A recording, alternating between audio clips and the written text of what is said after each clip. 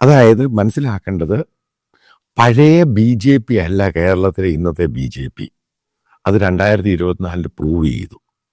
അതായത് മനസ്സിലാക്കേണ്ട കഴിഞ്ഞ 10-15 വർഷം കൊണ്ട് 10 വർഷം കൊണ്ട് കേരളത്തിലെ മെജോറിറ്റി ആയിട്ടുള്ള ഹിന്ദു കമ്മ്യൂണിറ്റിയിലെ നായർ വോട്ടുകൾ മെജോറിറ്റി അവർ BJPക്കാണ് വോട്ട് ചെയ്യുന്നത്. പക്ഷെ ഹിന്ദു കമ്മ്യൂണിറ്റി ഈഴവ കമ്മ്യൂണിറ്റിയിലുള്ളവർ CPMന്റെ വോട്ട് ബാങ്കാണ്. ഇപ്പം 2024 ഈ വോട്ട് ബാങ്കിന് വലിയ ചലനമുണ്ടാക്കി.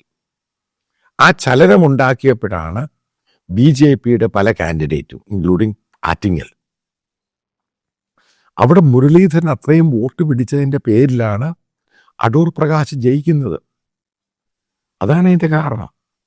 ശോഭാ സുരേന്ദ്രൻ അത്രയും വോട്ട് പിടിച്ചു, തൃശ്ശൂർ ജയിച്ചു.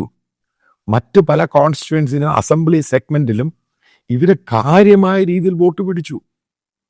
അത് വോട്ട് പിടിച്ച BJPയുടെ RSSന്റെ വോട്ടല്ല ഇത്. ഇത് ബേസിക്കലി ഉണ്ടായിരിക്കുന്ന BJPക്ക് മോദിയുടെ BJPയും RSSന്റെ BJPയും ഭയങ്കര വ്യത്യാസമാണ്. മോദി വന്ന ശേഷം 2-3 വർഷം കഴിഞ്ഞ ശേഷം അദ്ദേഹം ഈ RSSന്റെ ക്ലച്ചസിൽ നിന്നും ഈ BJPയെ മാറ്റാൻ ശ്രമിച്ചു. അതാണ് ഉണ്ടായത്. അതിൻ്റെ പേരിൽ പിന്നെ പ്രശ്നങ്ങളൊക്കെ ഉണ്ടായി. ബീഹാർ ഇലക്ഷൻ എടുത്തു നോക്കുക. അവിടെ ഹിന്ദുത്വ എന്നൊരു വാക്ക് BJP ഉപയോഗിച്ചിട്ടില്ല. ജയിച്ചില്ലയോ? ഹിസ്റ്റോറിക്കൽ ജയം കിട്ടിയില്ലേ? അവിടെയുള്ള RSS അവിടെ BJP നിതീഷ് കുമാറിനെ തോൽപ്പിക്കാൻ ശ്രമിച്ചു.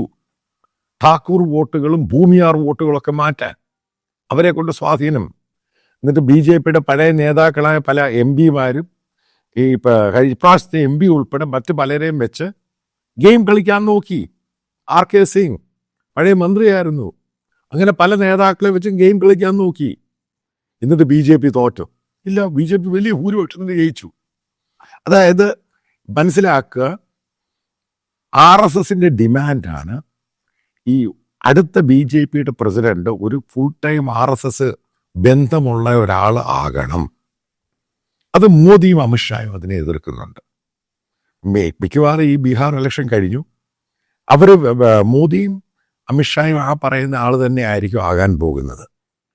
അതിനകത്ത് നേരത്തെ ഒരു ധാരണയുണ്ടായിരുന്നു. നേരത്തെ പറഞ്ഞു കേട്ടിരുന്നു യോഗി ആദിത്യനാഥ് BJPയുടെ നാഷണൽ പ്രസിഡന്റായിട്ട് വരുന്നു.